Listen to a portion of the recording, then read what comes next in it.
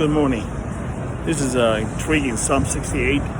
God shall arise, his enemies shall be scattered, and those who hate him shall flee before him.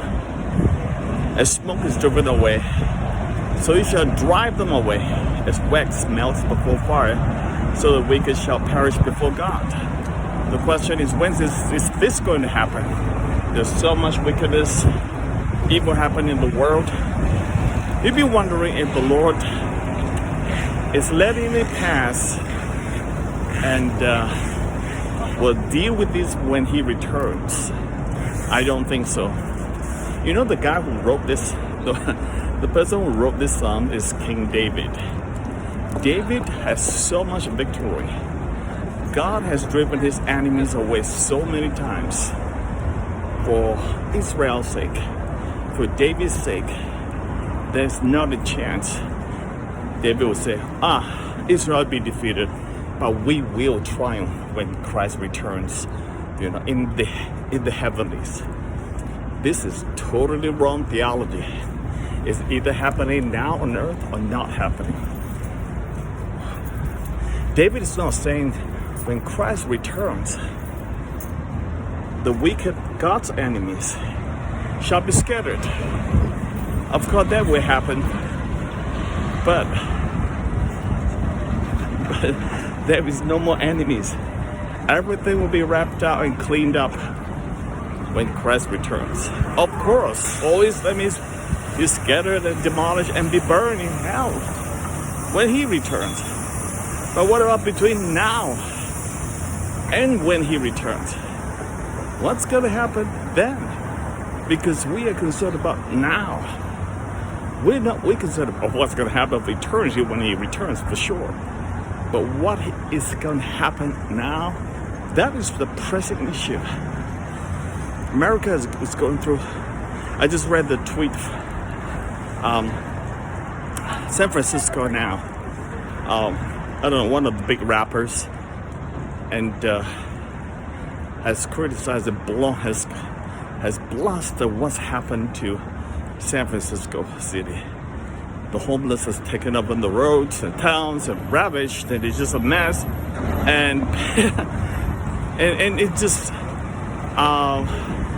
clothes and peace, and I don't know what's the details, but when somebody tweeted that, Elon Musk responded. He said, beautiful San Francisco has just seriously degraded into such pathetic sight, horrible sight, because of this woke mind virus. The last three words is the one that we need to pick out, and I need to pick it out and talk about a little bit. The woke mind virus.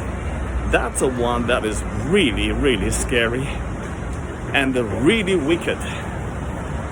Because I was in church, 2 days ago, the local church in the uptown New York, and the pastor said, some parents came to see him and talked about they were so devastated by what's happening in the kids' schools. The kids go to school, and the teachers not only taught gender fluidity. Gender fluidity is a term. It is really amazing. There's no gender. Everything's fluid. Gender is no more a binary thing. Everything, this woke thing is going against everything God stands for. They redefine God's creation.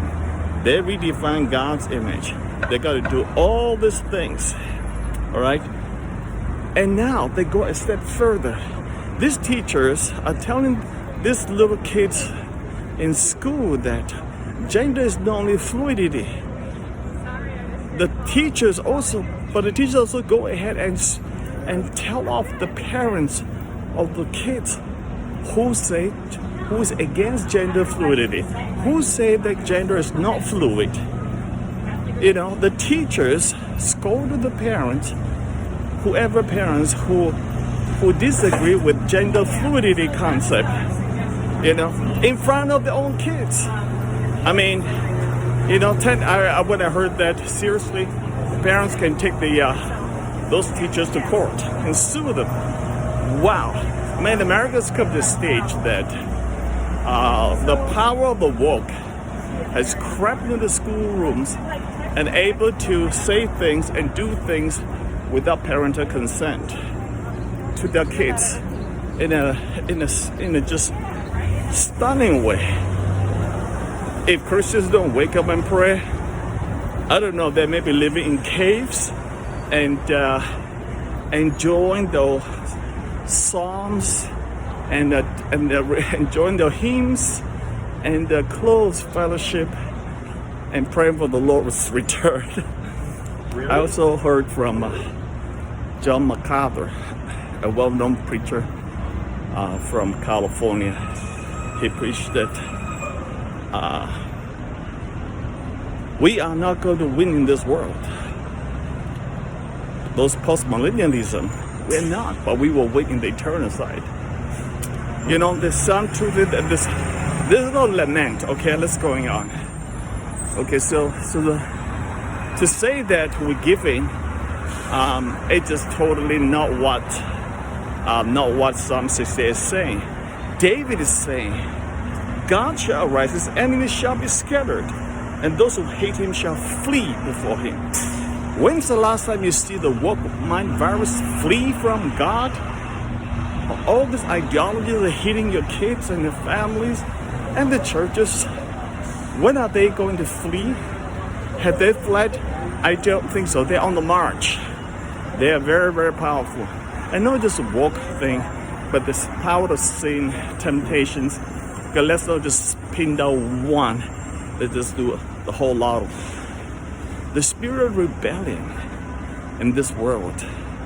It's almost like it's almost like a human default, Kids just learn to be rebellious towards parents when they hit teenagers. Something wired.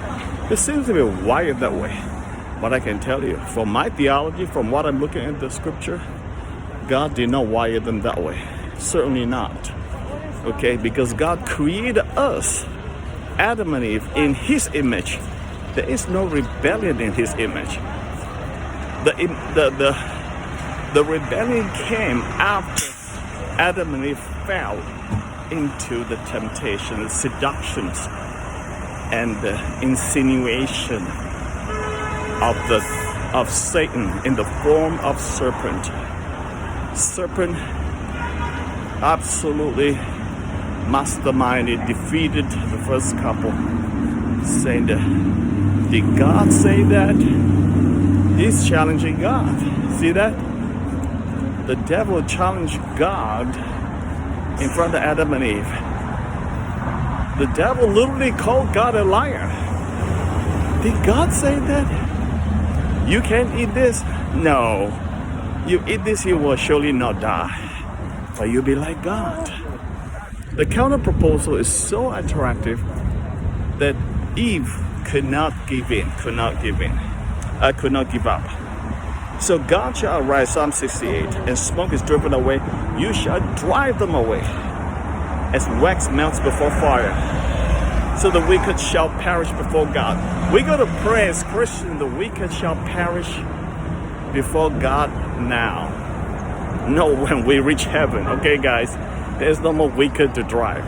Get your theology right. Verse 3, but the righteous shall be glad, and they shall exult before God. They shall be jubilant with joy. My take is this. I got about 50 seconds. My take is this. If Christians don't believe in this, victory is possible on this world, on this earth, on this side of the eternity, as some people call it. You're not going to feel the jubilance of the victory of God. You may be able to sniff it when it happens, but you never labor for it because you don't believe in it. You just continue to let it slide. All you're interested is, do the catechism in some form, some shapes, and bring your family to Christ. And you know what? David's psalm is far bigger than this narrow-mindedness, we have to believe God will do it on earth now. Amen.